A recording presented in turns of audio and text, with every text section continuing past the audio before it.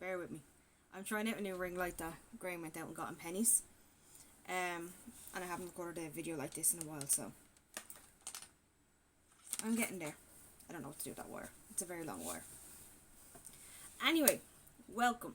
Me and Graham, as you've noticed, have decided to start doing kind of TV show movie reviews recently.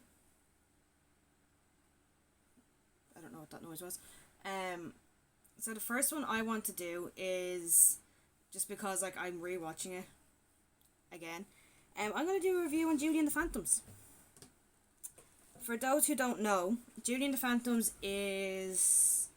I have it up here in front of me, by the way. So Judy is a teenage girl in high school. Basically, she has a best friend. I can never remember her best friend's name. I do have like the cast list and all up here, so I can probably get the best friend. Flynn. Her best friend is Flynn. I have it all here beside me just because I'm not good at memorising names. I have some of the characters and actors' names memorised, but not all of them. So, basically it's about this teenage girl whose mum recently passed away, and music was this big thing for them, and she found it hard getting back into music once the mum passed away, and she was in this like music program in school that, you know, she loved when her mum was alive. She loved it. She played the piano, she sang, but then once the ma passed, as I said, she wasn't very much into it. So she wasn't. I'm going to try and not give too many spoilers just because if people do want to watch it, but it is based on a band called Sunset Curve who were out in the 90s, and there's 4 members of it. So there was Luke, Reggie, Alex, and I can never remember the other guy's name, so I can't, who was also in the band with him. He plays like a big bad, as in like he's like an ass, basically. Can I get the rest of the cast list? Never way that was done there. That was kind of weird. So it was. Why isn't he coming up? Bobby? Could it be? Yeah, Bobby. Okay, there you go. So it was a band with 4 people in it. So you had Luke as the lead singer, and I think he was electric guitar. Then Alex was on drums. Reggie, I think, was bass guitar. And then you had Bobby, who I think he may have been electrical bass as well. I'm not too sure. But Luke, Alex, and Reggie all had these like really iffy hot dogs, street dogs, whatever you want to call them, and it killed them. So they come back in 2020 as ghosts. And the house Judy's living in was the garage of that was their old kind of like rehearsal space. So I just want to do a review on this now because it's an amazing show. As I said, I'm rewatching it again. It has, now if I can get this right, I'm going to have to get the trivia. It's already won 3 Emmys.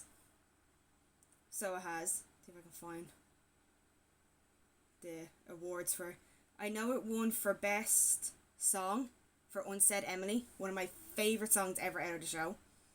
So it is. I absolutely adored that song. Like, I listen to it over and over and over and over and over again, and I just love it.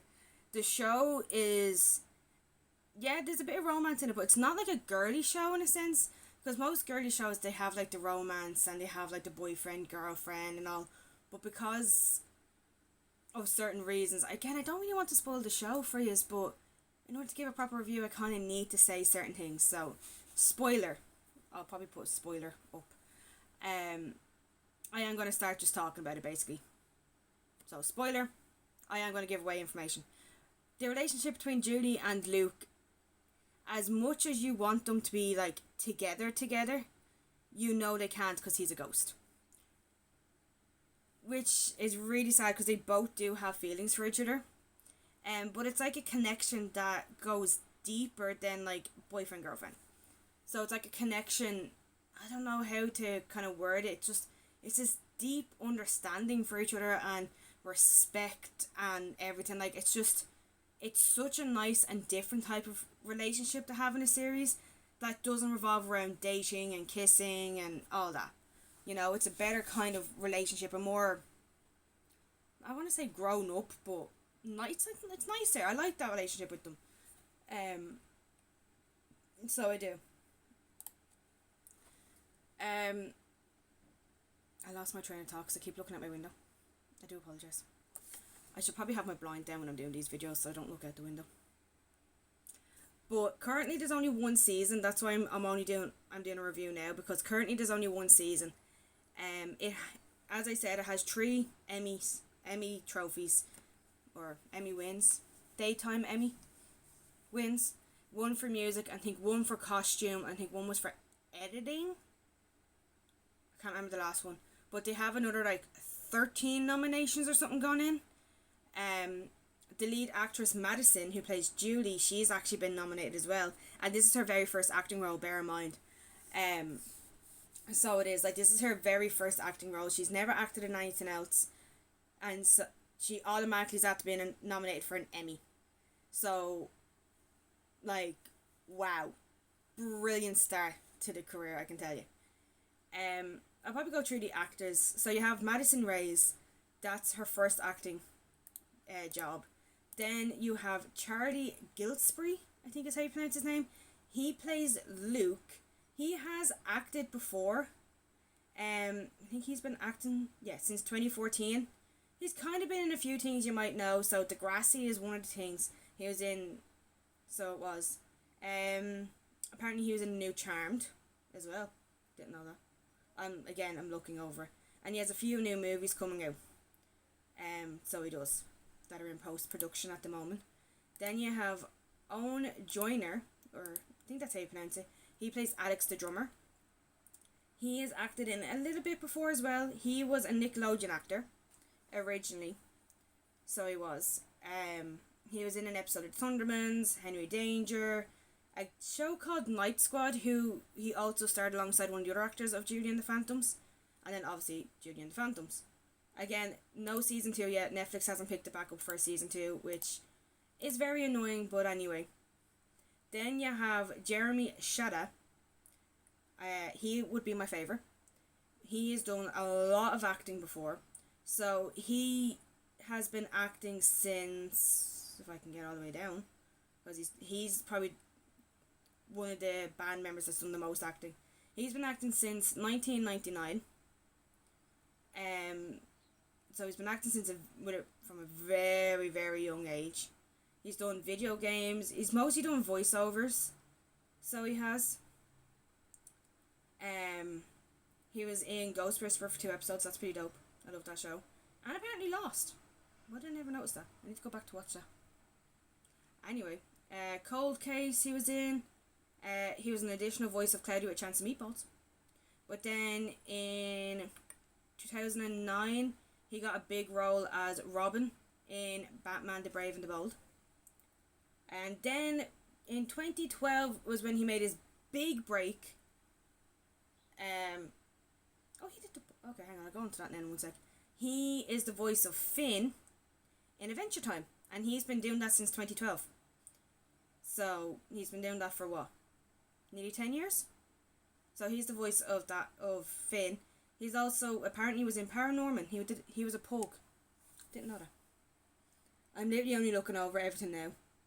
So I am just to see, because I haven't actually looked through people's IMDb pages. Oh, he was in Guardians of the Galaxy, the Telltale series. Oh, Voltron, that was another one he did. He played Lance. What else? Mr. Student Body President, apparently. And there's a lot of Voltron and Adventure Time coming up on this, so I'm trying to skip past all that. Then of course Judy and the Phantoms, and there he has Adventure Time Distant Lands coming out. Or is it? Sorry. Who else do we have? Flynn is Judy's best friend. Okay, she has acted before.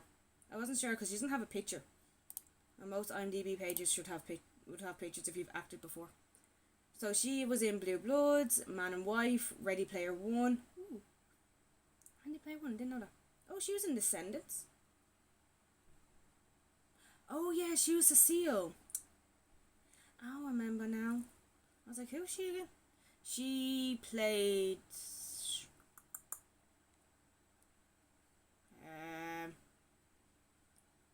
She was a big actor anyway. She was the main character in the third one. I can't remember whose freaking daughter she was. That's annoying.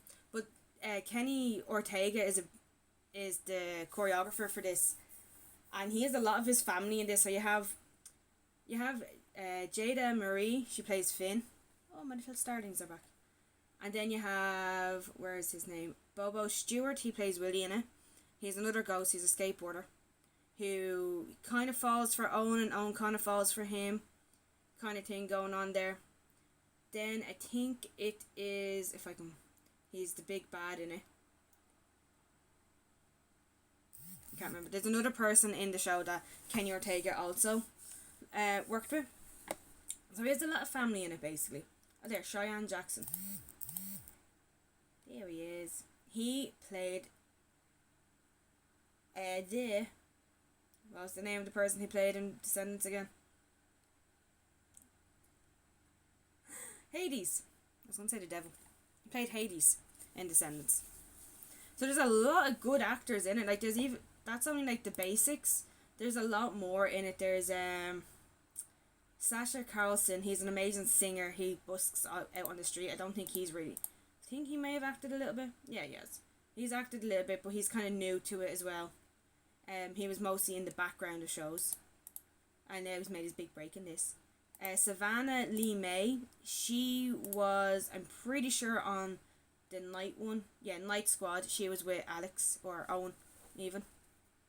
She's, again, only acted a little bit since 2017. Carlos Ponce, Ponce, he plays Julie's dad. I'm pretty sure he's been acting for quite a while. Yeah, he's done quite a bit. Again, a lot of voiceovers. There's a lot of voiceover actors in this, which I think is pretty cool. So there is. But the show, on the other hand, like, the songs are so upbeat and catchy, you can't help but listen to them over and over again. For the first season of Julie and the Phantoms, each episode was named after the song from the episode. So if I go in here, there's 9 episodes. So you have Wake Up, and that song is a song that the mum wrote for Julie, knowing, because the man knew she was dying. So she wrote this song for Julie, and Julie eventually plays it, and it's all about kind of getting back out there and don't keep yourself down. You need to get up, you need to get going, you need to, you know. Then you have Bright, which is the song that really pushes Julie back in to music. She performs on stage, and this is when they figure out that when Julie sings and the boys sing with her, people can see and hear them. So she has to come up with this big thing where they're like a hologram and they're not ghosts, so that people don't think she's crazy, basically. So she has to come up with this big story that they're holograms. But that's what Bright is. Bright is about her kind of getting back out there. Then you have Flying Solo. So in that's episode 3. That is when she finally tells her best friend Flynn that she basically has been singing with ghosts, and proves it to her. I Got the Music is when Julie officially agrees, like, that she's back in with music. She's gonna sing with the boys. You know, they're gonna perform together, all that good stuff. And she's like singing it around the school and all. It's proper badass. That was also nominated for an Emmy. That went up against Unsaid Emily for an Emmy. So I was happy about that. The other one that went up for an Emmy was called The Other Side of Hollywood. That is sang by by Cheyenne. He played Hades in Descendants 3. He's another ghost, but this ghost, he was a magician before he died, and now he's like one of the most powerful ghosts out there. Who will never pass on. He'll never pass over to the other side, and he tries to keep everyone with him so that he can kind of drain their magic or whatever. I think that's pretty much the idea behind him. I barely paid attention to him. I didn't like him at all. So that was his intro song. Then you have Finally Free, which is when they book a proper gig in a club, and that's like their first official gig as a band. Edge of Great is performed in Julie's garden. The dad gets these really dope ass cameras and records everything so she can upload it on YouTube and get like all the hits and all, and get the band's name out there and everything. Then you have Unsaid Emily, which explains Luke's backstory. You only get a backstory for Luke and Julie in this, and a little bit for Bobby, the other member of Sunset Curve. you only kind of get their backstory a little bit. You touch on Reggie's and Reggie and Alex's, but not too much. I did read up that in season 2 they were going to try, if there's a season 2, I think they're in talks of it by the sounds of it, but if there's a season 2, I did hear that they're going to try and expand on their background a little bit more. But Unsaid Emily, which is the 8th episode, explains Luke's background, and Unsaid Emily is all about his mum, because his mum's name is Emily, and he's basically saying it that, like, he shouldn't have let his pride get the better of him, there shouldn't have been fighting, he should have told her he loved her, and he can't do any of this now because obviously he did. You know? That's kind of why that's just such a good song to me. I love, because he pours his feelings out, like in that clip of the episode where he's singing it, you can see that he's performing it with the lads from the band, and that, you know, they're I don't know why they didn't push him to go back. Obviously he's stubborn, he's a man, whatever, but he wrote it so, like, he did try to go back, but he was too scared and all, his pride was too high, so he never did, so he never actually got to apologise and tell his mum how he felt about her and all. So that's what I love that song. And then the last episode is called Stand Tall, and they're meant to perform, so basically in the show, the big bad magician guy, can never remember his character's name, stamps the boys' hands. So there's like a little stamp put on their hands. But what that does is, unless they pass over, they have 3 options. 1, pass over, find their unfinished business. 2, they die officially, like they're gone from existence because this drains them. This stamp drains them. Or 3, stay at his club forever. They're the 3 options. So they thought their unfinished business was to perform at the Orpheum. Yeah. Was to perform at the Orpheum because before they died, that's the big gig they were supposed to do, and the big names performed there and everything. And obviously they never got to perform there. So they thought, okay, this is the end. This is what our unfinished business is. So they go to perform, but they get dragged to Caleb's. That's the name. I think that's the name of the big bad, Caleb. They get dragged to his place. They get forced to perform. Julie gets nervous because she's like, I can't perform on my own, I need the lads, I need the boys. But she gets up on stage, she starts singing and basically saying that no matter what, because it's like 1, 2, 3, 4 times that she tried, so it's like the 4 people. But she's like, I'm going to keep going, I'm going to keep standing tall, I'm going to keep pushing through. And as the song goes on, first you get the drums in, so you get Alex in the background, and then you start getting a bit of a bass line, so you get Reggie in, and then it's a struggle, but Luke finally gets in there. He finally appears and starts singing, and they all get to perform together. But it's like each of them get to sing then, because there's a certain part where each of them say the chorus, like, if I'm the last one standing, I must stand tall. So no matter what, we're all going to keep going. No matter what, we're going to keep standing tall. We're going to keep pushing through. And then at the very end, again, spoiler, I don't know what it means, but it excites me for season 2, if it ever gets made, because at the very, very end, right, they disappear, obviously, because they disappear after they finish singing, so she presumed they moved on.